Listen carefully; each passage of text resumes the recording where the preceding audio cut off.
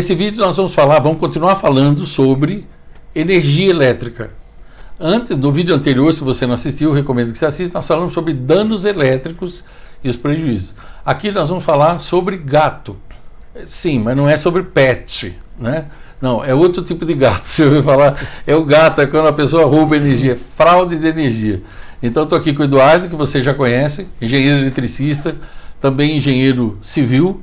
Isso. É isso, né? E perito, especialista em laudos para justiça, para advogados, para vários tipos de situação. Ele trabalha com isso e nós usamos aqui esse canal, ele se chama Fábrica de Soluções, para a gente apresentar para você soluções para você tomar cuidado. Porque como diz aquela chave de sabedoria, é melhor evitar a isca do que cair na armadilha. E a pior armadilha é você ser ignorante em algo. Ignorância é falta de conhecimento, certo?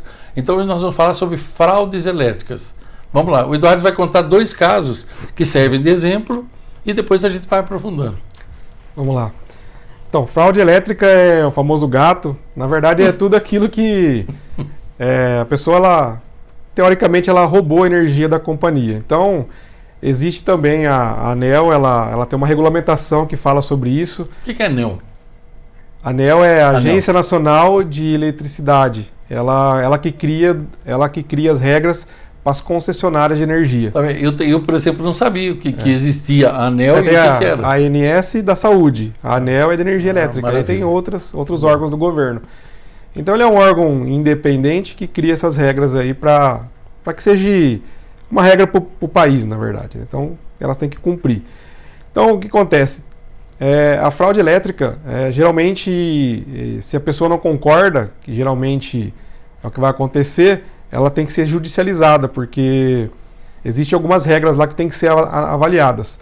Então, se você recebe, ela vai mandar para você uma notificação. Quando ela vê que você está roubando energia. Eles têm eles têm um sistema que controla tudo isso. Então, se você tem um consumo excessivo, geralmente, em tese é assim que acontece. Aparece alguma variação no seu consumo normal. Então, geralmente para menos. Então, você consome todo mês lá 100 kWh mês. Aí você, do nada, começou a consumir 50. A companhia ela manda um técnico delas na sua casa e você tem que liberar ele, acessar lá o relógio para fazer uma análise. Então aí tem várias coisas que podem acontecer. Pode ser que você realmente fez um gatinho lá para roubar energia, e pode ser que você não tenha feito. Eu já peguei 2 casos, um que realmente tinha acontecido a fraude e outro que não. Eu vou contar. O primeiro caso era um hortifruti, um caso lá do Guarujá, e ele foi notificado e tomou uma multa lá, e a multa ela era pesada, era em torno de R$40 mil. Por quê? Porque a companhia, a partir do momento que ela detecta a fraude, ela pode, aí tem algumas regras lá na resolução, mas em tese ela pega os últimos 36 meses... E faz a média. Mas desde que ela detecte o início da fraude, é aí que está o detalhe. Sim. Então, o que ela faz? Ela fala que ela sabe qual que foi o início da fraude e manda a multa lá para a pessoa. E aí 36 meses você já imagina um hortifruti que tem freezers, consumo alto. E nesse caso, a fraude foi detectada e foi registrada. Então, existe um documento chamado TOI. Esse TOI é um documento que o técnico ele registra ali todos os detalhes da ocorrência. E a pessoa tem que assinar, tem que concordar, tem todo um procedimento lá. E lá tinha uma foto ele tinha 3 fases, né? Então era 3 fios, e ele pegou um deles e colocou na carga, vamos dizer assim, que é na entrada de energia. Então ele pulou o relógio.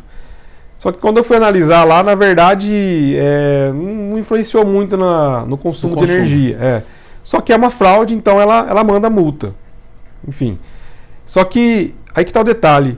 Se ela detecta o início da fraude, ela pode dar multa de 36 meses. Se ela não detecta, é só 6 meses. Okay. Então, aí a minha análise lá, eu fui lá, verifiquei e detectei que tinha realmente... Na verdade, não fui lá, eu vejo os documentos que estão anexados no processo. Então, era muito claro lá a foto, dava para você ver nitidamente que estava invertido. Só que ela não poderia dar 36 meses. Então, era só 6 meses porque...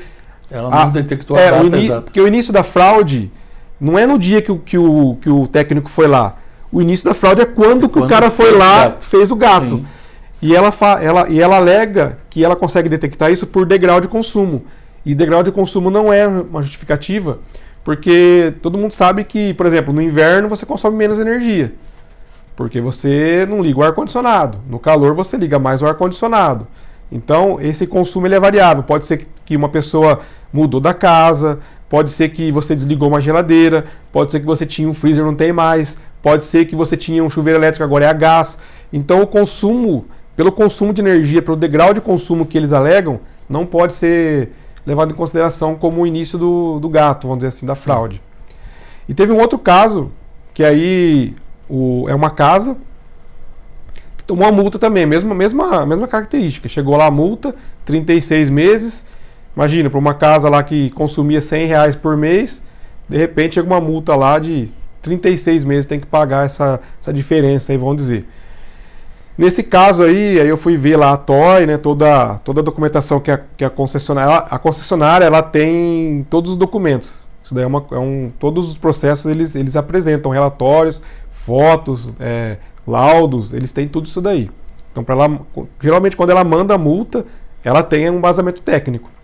Só que aí foi até engraçado, porque quando eu fui analisar lá, ela deu uma multa porque tirou o relógio, né, então chegou lá, não tinha o lacre lá que estava rompido e tinha suspeita de fraude. Então ela retira aquele medidor, coloca um outro no lugar e existe um procedimento até ela finalizar a análise dela.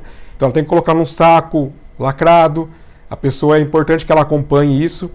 Esse medidor ele vai para um laboratório credenciado e lá nesse laboratório é feita uma análise para saber se teve fraude ou não. Então, lá nesse laboratório existe todo o histórico de como que chegou o relógio, se estava lacrado, se não estava, tira foto do lacre, tudo isso daí. Então tudo certinho. O único detalhe é que lá na hora que ele fez o teste, né, então ele tem uma giga de teste, que é um padrão. Que nem quando vai o fiscal na feira, ele leva um peso lá, que ele sabe que aquele peso é 1,025 kg e tem um erro, a balança permitido. Então ele coloca o peso lá e ele vê se está dentro do erro lá. Está dentro do erro, beleza, está aprovada. Então lá no laboratório é a mesma situação. Então ele tem um giga de teste, que é um medidor que é confiável. Então ele mede a energia naquele medidor e mede no medidor que está suspeito de fraude. E aí o erro ficou dentro do permitido. E a conclusão do laboratório era que existiu fraude porque o lacre estava rompido. Olha, mas o lacre rompido não é fraude. Então nesse caso não existiu fraude. Existiu um lacre rompido. Então a pessoa não foi obrigada a pagar essa multa porque o lacre ele pode ser rompido por diversas coisas. Pode ser proposital, pode ser que o cara alugou lá a casa lá e já estava com o lacre rompido, pode ser que alguém foi lá e rompeu, pode ser que ele, por desgaste do tempo, porque agora eles colocaram um lacre de alumínio, mas tem alguns que é de plástico, pode ser que ele se deteriorou. Enfim, então o rompimento do lacre não pode acontecer. Só que a fraude não significa que uma coisa está vinculada com outra. Então, nesse caso aí, sim, a pessoa ela conseguiu aí não prosseguir ela ganhou a causa, mas teve esse detalhe aí dessa análise aí. Então, é um assunto... Então, tá vendo, pessoal? Então, quais as duas conclusões que a gente pode tirar aqui? Duas lições para aprender. Primeiro, se você gosta de gato, compre um gatinho. Aí você compra ração, água, você leva, é um pet. É o único tipo de gato que eu te aconselho. Não faça gato da energia. Isso é a primeira coisa. Não roube energia, né? Porque você vai atrair problemas para você. E é o famoso barato que sai caro. Não é porque você vive num país que tem um monte de gente desonesta que você tem que ser desonesto também. Caso contrário, viraria uma baderna. Essa é a primeira lição. Agora, a segunda lição. Se você um dia recebeu uma multa dessa e você não fez o gato, então agora você sabe qual o caminho a seguir. E sempre vai precisar de um perito. Por quê? Porque tem que ser alguém habilitado, credenciado para poder fazer. Se chegar uma multa dessa para você, você já sabe qual caminho seguir também. Né? Você sabe que você tem defesa, porque vai ter que ser comprovado, como no segundo caso, o que ele falou. Agora eu quero saber de você o seguinte, o que você achou desse assunto? O que você está achando desses assuntos que nós estamos trazendo? Está sendo útil para você? Essas informações te ajudam, te deixam mais seguro? Escreve para mim nos comentários. Escreve para nós nos comentários também se você tem alguma dúvida sobre isso. Mas se você for colocar uma dúvida para o Eduardo responder, você lembra de colocar quem é você, onde você mora e qual é a sua dúvida, para a gente poder responder. Porque tem gente que escreve, não é uma pergunta. A pessoa escreve um livro, mas não pergunta nada, então a gente não consegue responder. Quando você for fazer uma pergunta, tem que ter interrogação e você tem que dizer também onde você mora, tudo para a gente saber. Agora, ó, compartilha, curte, se inscreve no canal. Você pode ajudar um monte de gente com essas informações.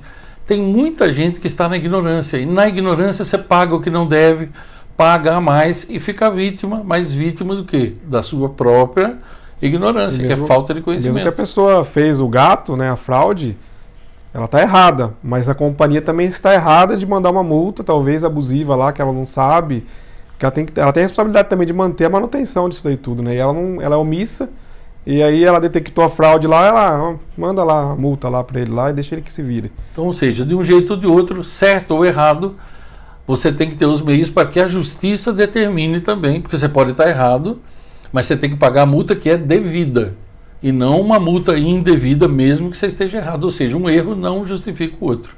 Nós queremos saber o que você acha. Pode pôr suas dúvidas, o Eduardo vai responder todas e vai ter os contatos dele também. Se você quiser falar direto com ele, chamar, conversar. Tá? Por isso que é importante você dizer onde você mora, quem é você. E nós estamos aqui, né? Se você quiser que a gente grave algum outro vídeo sobre algum outro assunto que você ignora e que você acha importante, algum caso que você ficou sabendo, manda para nós nos comentários também. Nós vamos gravar. O canal é para tirar suas dúvidas mesmo, tá bom? Obrigado por ter assistido. Obrigado, Eduardo. A gente se vê no próximo vídeo.